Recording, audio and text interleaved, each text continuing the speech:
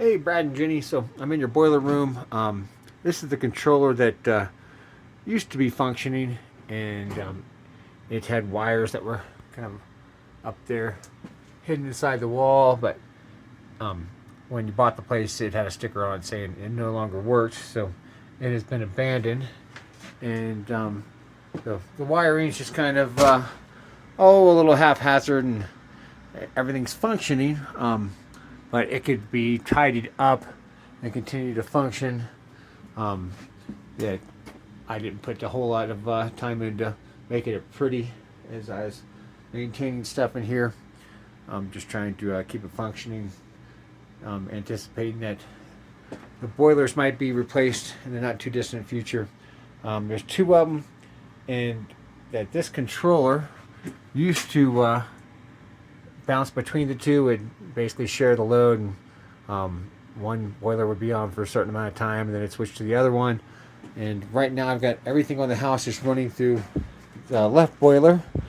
There's two wires right there, the only thing that really feeds it. That boiler there is basically a backup boiler for us. That the original plan that they would alternate between the two, but as cold as it's been, that one boiler's really been able to keep up just fine. So I can make things a little prettier in here. That we could buy another one of these, but they're really outdated and won't be necessary at all when we replace the boilers. And I've been checking on eBay to see if I can get something used for a cheap price and kind of buy a little time on it. But the next boiler that goes in here will just be one. Don't really need two. This was just kind of the standard practice back 20 years ago, before some of these modern boilers were available. So that's kind of where we're at with that. That some of these ones have little leaks that have since been repaired, but that blue stuff is what's left after evaporated glycol. It's not corrosion, but it looks like corrosion. But basically, it's antifreeze we put in the system, so that if the house were to get cold, that not all the inflow heat tubes would freeze and that kind of thing. It's also got pH controllers to basically protect the system and protect the inside the boilers and the pipes and everything.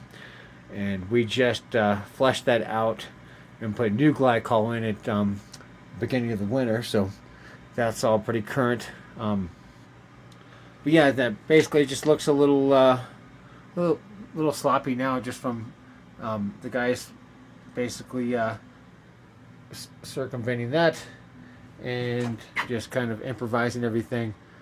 So it works, but it could be prettier. Mainly just these little wires, that we could put some time into, getting all of those bundled together, longer wires, running continuous.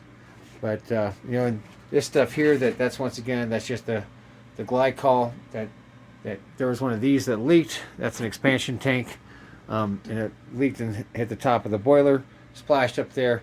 So that's just evaporated glycol, even though it looks bad, and it's really challenging to get off. So if it just wiped off, it'd already be gone. But you almost need to take sandpaper to it to get it off of there. So that's where we're at with that. That's boiler room stuff. And when the boiler does get replaced, that a lot of the piping can stay put. That we'll just consolidate to one boiler. And these contraptions here are mixing valves. These old school boilers always operate at a really high temp, like 180. And what this does is it just mixes the hot water, 180 degree water, into returning water from under the floors, and keeps it so it's only maybe 120 going through the floor. That it doesn't really need to be roasting hot under the floor to be comfortable. And nowadays, the modern boilers, they figured out how to make them just run 110, 105 degrees if that's the temperature you want, and do it really efficiently, and you don't have to have these mixing valves. So when a new boiler goes in, we'll get rid of these mixing valves, and whatever the necessary temperature is will come right out of the boiler that way.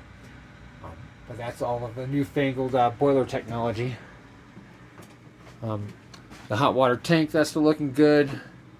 It they last a pretty long time. There's really no moving parts in there. We've replaced that pump, and that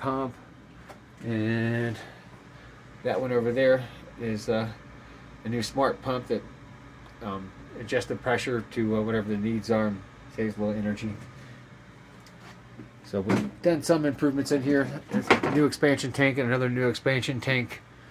But that's where we're at with boiler room stuff. So it's just a matter of how much money do we want to put into making this boiler room more perfect. We can just make it a little prettier.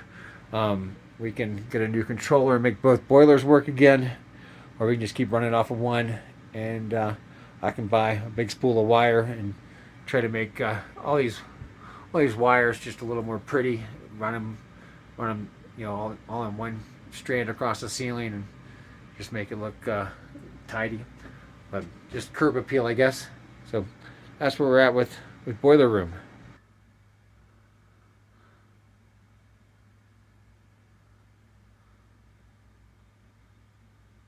One of the cracks in the wall. We got a few other little ones like this. We could get somebody in to drywall them, paint them.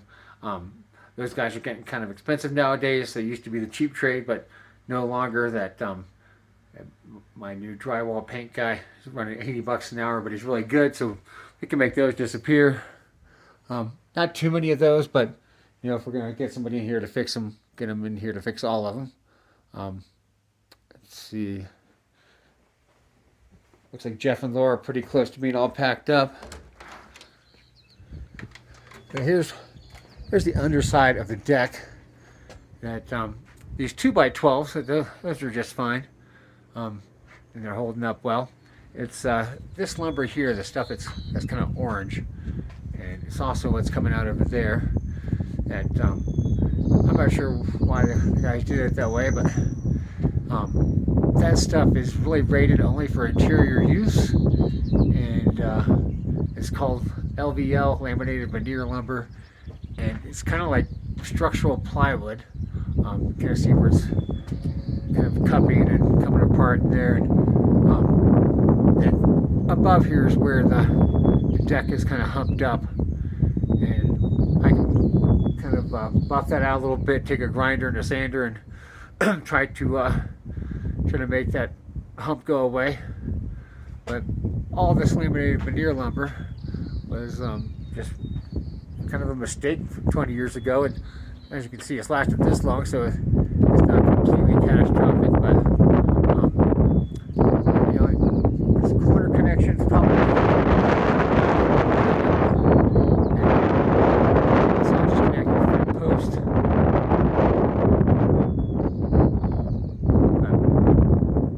So that's what's funky with that. Here's what we've already got on the agenda. These little river rocks aren't doing a whole lot to keep the side of the hot tub slab stable, and the landscaping stones are kind of already creeping downhill. You can kind of see the cracks opening up there, but you can come over here to the edge, but they're creeping downhill. So we'll try to bring that out into your yard a bit, make a nice stone wall. I think your neighbor way over there, he's got a pretty good stone wall, the lower one to the left, and nowadays, guys, instead of using these round rocks like those, we try to get more angular rocks. They stay put better, they stack better, so that's the method everybody's using nowadays. And when we get things adjusted here with the new retaining wall, I'm going to try to get with the stone guy that this is kind of a no-no down here, that we need to keep the bottom of these posts away from dirt and stone and that kind of thing, that they need to have a dry space around them. Otherwise, the bottom of those will rot out prematurely. So as he's in here messing with some other stuff, we get him just to cut that away, and we'll try to find a way to leave a void in there. But just not good to have stone or sand or any of that stuff right up against the wood. It's not pressure treated wood, and it just won't last being buried like that for pretty much anytime you bury wood that's not like a landscaping timber, it doesn't take too long for it to rot out. So we'll try to address that. See, everything's looking good over here at the hot tub. That slab is still safe, but I'd rather take preventive measures now and don't have to worry about it getting undermined. See, there's some of the stain marks. It looks like eyes on a big shaggy white dog, but it might pressure wash off. But I think some stain and maybe a little caulk on the joints of those windows. I think just rain hitting the windows and what runs down and gets past the sill, and I think it picks up maybe a little stain color and just some wood tannins.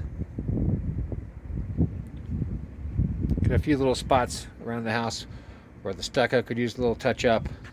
Nothing terrible, but just right there at the bottom edge.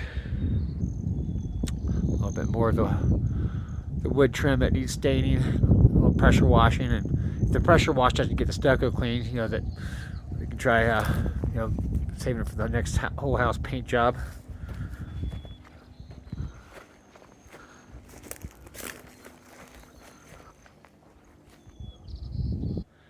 And there's a little stucco spot we were talking about. And the little watermarks there on the front. 4Runner's looking good. Got the battery charger back on that. But, yeah, plenty of room getting in the garage for a lift kit too. Still got a big pile of snow. I'm thinking if we can get a painter up here, probably a good plan just to try to paint the whole front door. That these lacquer coated natural wood doors have just been really problematic. That the varnish peels off and can't quite get the look to be the same ever again. So maybe a little sanding, a little exterior paint would be the solution for that.